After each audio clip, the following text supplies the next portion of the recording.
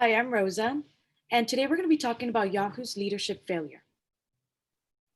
We will be going over the comparison of Yahoo and Google, how the CEO lacked culture, and where it went all wrong. And now going to the comparison of Yahoo and Google, Becca will talk about.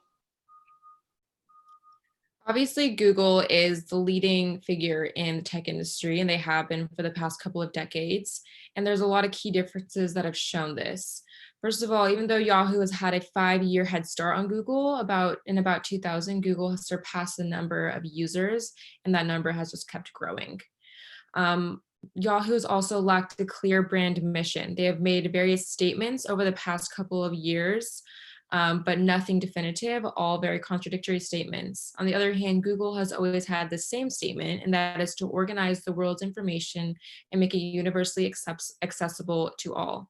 With no clear vision, there is no clear path. This has made it especially hard for the leadership to delegate and guide their company and point them in the right direction. It's also made it hard for the company itself and the employees to know which path to go on and where and how to create new ideas. Another big part is that Yahoo reacts and Google anticipates. With the transition to mobiles and a more technology friendly society, CEO Marissa Myers made changes in reaction to changes that were necessary to catch up in the world. When everything turned to phones and social media applications, Yahoo didn't make any changes and they just had to react to these to catch up with everything. On the other hand, Google paved the way for these changes and helped create this technological revolution. See, Yahoo also did not see the rise of social networks and they missed their opportunity to buy Facebook.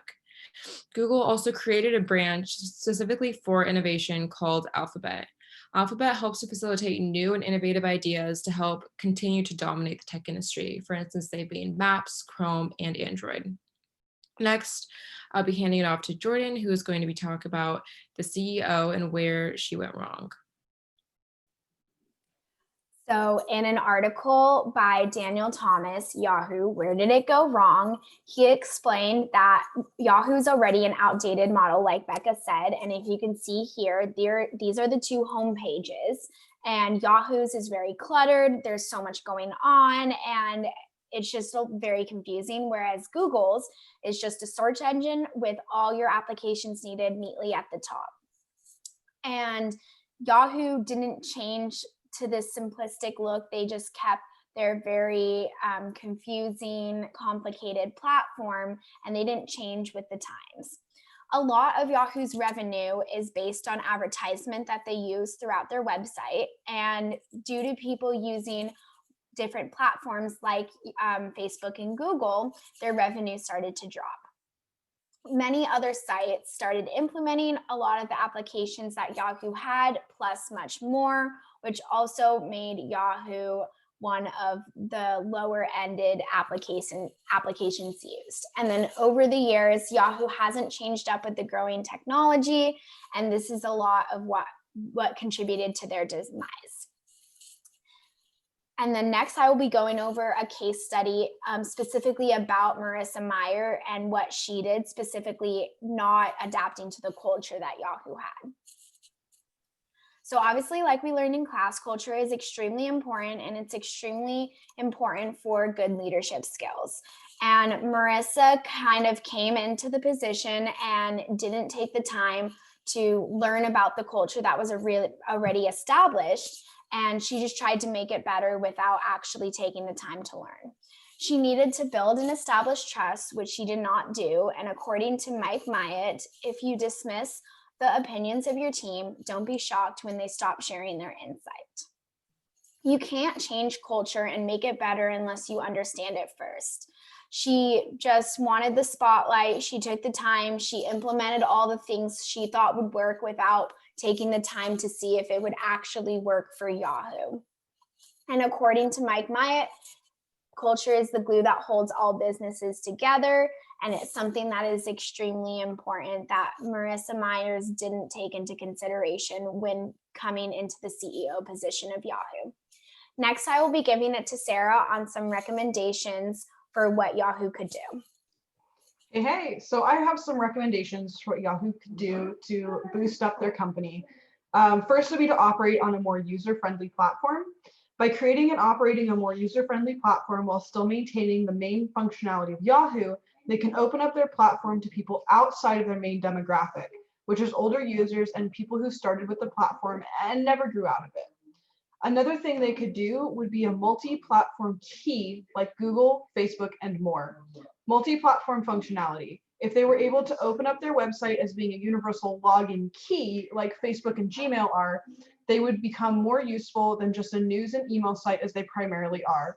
No one uses Yahoo for Yahoo search and mainly just use it for their surface level article reading and email usage, meaning they are not as useful as Google at the moment.